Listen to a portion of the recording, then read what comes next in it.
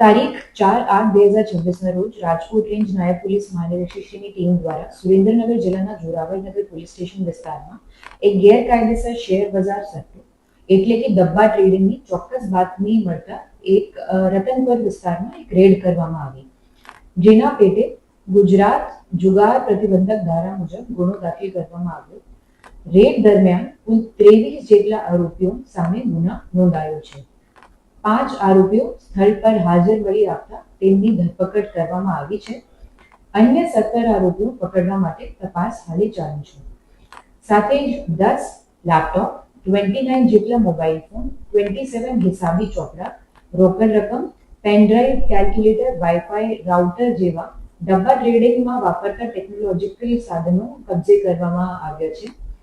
આ પ્રવૃત્તિ આરોપી સંજયભાઈ નાથુભા રાઠોડના ઘરે ચાલતી હતી.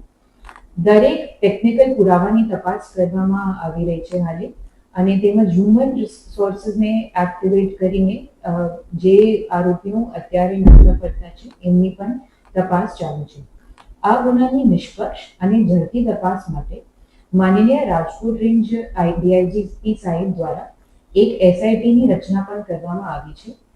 તેનું સુપરવિઝન અમોને સોંપવામાં આવ્યું છે, અને સાથેમાં અધ્યક્ષ તરીકે Rajkot rural Jetpur city PI એવી પરમારને પણ નિયુક્ત કરવામાં આવે છે, અને સાથે જ એમાં 8 જેટલા અન્ય સભ્યો પણ છે.